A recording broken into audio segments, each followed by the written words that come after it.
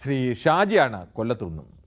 കേരളത്തിൽ CPM നടത്തിയ ഗൃഹസന്ദർശന പരിപാടി വോട്ടാകുമോ എന്നുള്ള വിഷയമാണ് നമ്മൾ ചർച്ച ചെയ്യുന്നത്.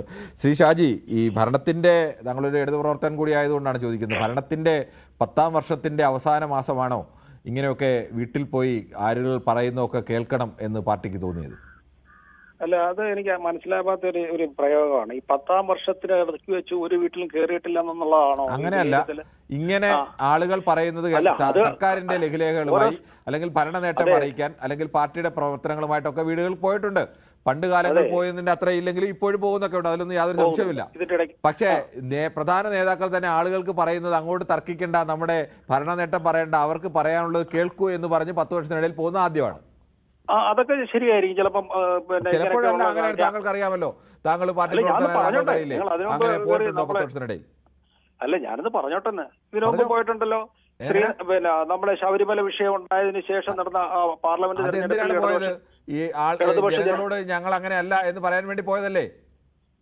ഇത് പറയട്ടെന്ന് നിങ്ങൾ പറഞ്ഞിട്ടേ എനിക്ക് പറയണ്ടേ? പറഞ്ഞോ. അപ്പൊ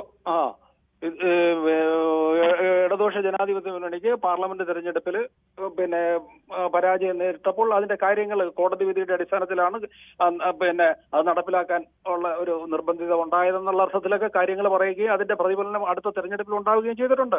അതിനിടയ്ക്ക് ശേഷം നടന്നിട്ടുള്ള പല പല പാർട്ടി ഏറ്റെടുത്തിട്ടുള്ള CPM ഏറ്റെടുത്തിട്ടുള്ള അല്ലെങ്കിൽ ഇടതുമുന്നണി ഏറ്റെടുത്തിട്ടുള്ള പല ക്യാമ്പയിനുമായിട്ട് ബന്ധപ്പെട്ടും ഇടതുപക്ഷ ജനാധിപത്യ മുന്നണിയുടെ പ്രവർത്തകരും CPM-ന്റെ പ്രവർത്തകരും വീട് വിടാന്തരം കയറിയിട്ടുണ്ട്. അല്ലാതെ 10 വർഷത്തിന് മുമ്പ് ഞാൻ ഇടയ്ക്ക് പറയാൻ താങ്കൾ ധരിക്കരുത്. ഞാൻ തുടക്കത്തിൽ തന്നെ പറഞ്ഞു, ഞാൻ ഇത് ഇൻട്രോ പറഞ്ഞപ്പോഴും പറഞ്ഞു, താങ്കളോടും പറഞ്ഞു, 10 വർഷത്തിനിടയിൽ കയറിയിട്ടില്ല എന്നല്ല പറഞ്ഞത്. ഇങ്ങനെ ഒരു ആവശ്യവുമായി 10 വർഷത്തിനിടയിൽ ആദ്യമായിട്ടാണ് പാർട്ടി കയറുന്നത്. അതിലെന്തെങ്കിലും തെറ്റുണ്ടെങ്കിൽ താങ്കൾ ചൂണ്ടിക്കാണിക്കാം. അല്ല, ചിലര് ഈ തരത്തിൽ പറയുകയും ചെയ്യുന്നുണ്ട്. അതിനും കൂടെ മറുപടിയായിട്ട്. അല്ല, അതല്ലല്ലോ, ഞാൻ കൃത്യമായി പറഞ്ഞല്ലോ. അത് അങ്ങനെ അല്ലെങ്കിൽ താങ്കൾക്ക് ഞാൻ പറഞ്ഞത് തെറ്റാണെങ്കിൽ താങ്കൾക്ക് വസ്തുപരമായി ചൂണ്ടിക്കാണിക്കാം. ഓക്കെ, ഞാനിത് പറഞ്ഞോട്ടെ. അപ്പോൾ എനിക്ക് അതിൻ്റെ കൂടെ തന്നെ പറയാനുള്ളതെന്ന് പറഞ്ഞാൽ, നമ്മളെ സന്തോഷ് എന്ന് പറയുന്ന കാസർഗോഡ് എന്നുള്ള സഹോദരൻ പറഞ്ഞത്, അത് പിന്നെ ഈ പ്രദേശത്തൊക്കെ മിണ്ടാൻ പറ്റത്തില്ല, അപ്പോഴേ ടാർഗറ്റ് ചെയ്യും, ചാപ്പ കുത്തും, പിന്നെ ആക്രമിക്കും എന്നൊക്കെയാണ് അദ്ദേഹം. ഞാൻ ഈ പിന്നെ പൊതുവേദിയിൽ ഞാൻ ബന്ധപ്പെടുന്ന സമയം മുതൽ അദ്ദേഹം വിളിക്കുന്നുണ്ട്. അന്നല്ല അയാൾ CPM-നെതിരെയും BJP-ക്ക് അനുകൂലമായിട്ട് സംസാരിച്ചിട്ടിരിക്കുക. അദ്ദേഹത്തിന് ഇതുവരെ യാതൊരു കുഴപ്പവും പറ്റിയിട്ടില്ല എന്നുള്ളതാണ് എനിക്ക് അറിയാൻ കഴിയുന്നത്. അദ്ദേഹം ഇപ്പോഴും സധൈര്യം പറയേണ്ട കാര്യങ്ങളെല്ലാം പറയുന്നുണ്ട്. വെറുതെ വന്നിരുന്ന ഓരോ പിന്നെ ഗീർവാണങ്ങൾ അടിക്കുന്നു എന്നുള്ളത് അതുമായിട്ട് ബന്ധപ്പെട്ടൊക്കെ നമുക്ക് പറയാൻ പറ്റത്തുള്ളൂ. പിന്നെ ഒറ്റപ്പെട്ട ചില സംഭവങ്ങൾ ചിലയിടത്തൊക്കെ ഉണ്ടായിട്ടുണ്ടാവാം. പിന്നെ അതുപോലെ തന്നെ ചിലർക്ക് ഏറ്റവും വലിയ പ്രശ്നം MAV പാത്രം കഴിയുക എന്നുള്ളതാണ്. അതിനകത്ത് എന്ന് പറയുന്നത്, ഒരിടത്ത് നിന്ന് ഈ ചവറ് വാരി ഇട്ട് കൊടുക്കുന്നു, മറു സൈഡിൽ നിന്ന് വീഡിയോ പിടിക്കുന്നു, കോട്ടയെന്നുള്ളതല്ല, അത് അവർ കേൾക്കണമെന്നേ. എനിക്ക് പറയണത്, ഓരോ ചവറ് വാരി ഇട്ട് കൊടുക്കുന്നു, എന്നിട്ട് ഒരാൾ നിന്ന് തൂക്കുന്നു, അത് വീഡിയോയിൽ പിടിക്കുന്നു, എന്നിട്ട് സ്വച്ഛ ഭാരതിന്റെ പരസ്യത്തിൽ കൊടുക്കുന്നു. എന്തേ അതൊക്കെ ശ്രേഷ്ഠമാവുന്നത്? അത്തരത്തിലൊന്നും അല്ലല്ലോ ചെയ്യുന്നത്. ഒരിടത്ത് അഴുക്കാക്കി കൊണ്ടിട്ട് കൊടുക്കുന്ന പാത്രം, അഴുക്കാക്കി ഇട്ട് കൊടുക്കുന്ന പാത്രം കഴുകുന്നു. അദ്ദേഹം ഭക്ഷണം കഴിച്ചത് കഴുകുന്നു.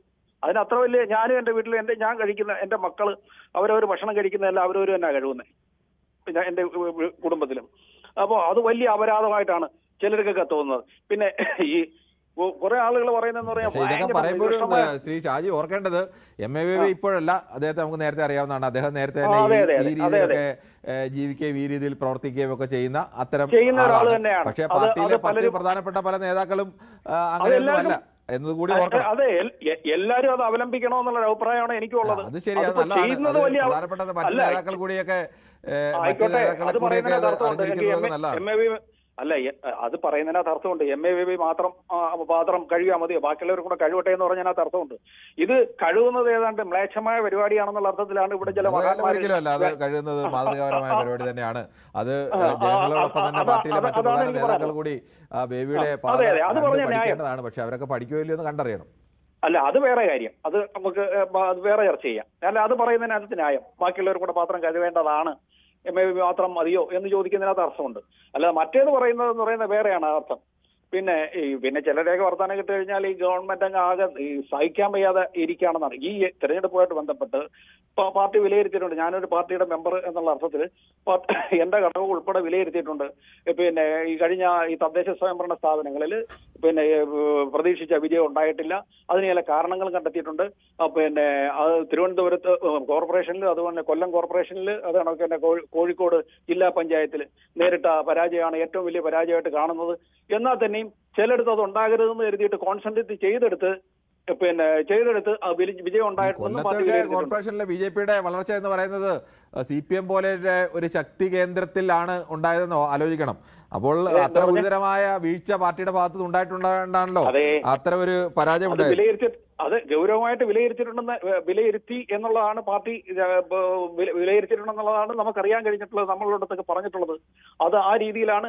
അപ്പോൾ ഈ ഇങ്ങനെ അപ്രതീക്ഷിതമായിട്ടുണ്ടായ പരാജയം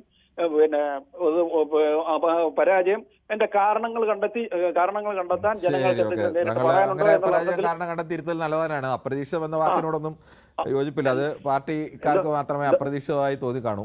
സാധാരണ പുറത്തു നിൽക്കുന്ന അപ്രതീക്ഷിതമായിട്ടൊന്നും തോന്നി കാണില്ല. ആയിക്കോട്ടെ. കൂടുതൽ വാർത്തകൾക്ക് News 18 Keralam YouTube channel subscribe ചെയ്യുക.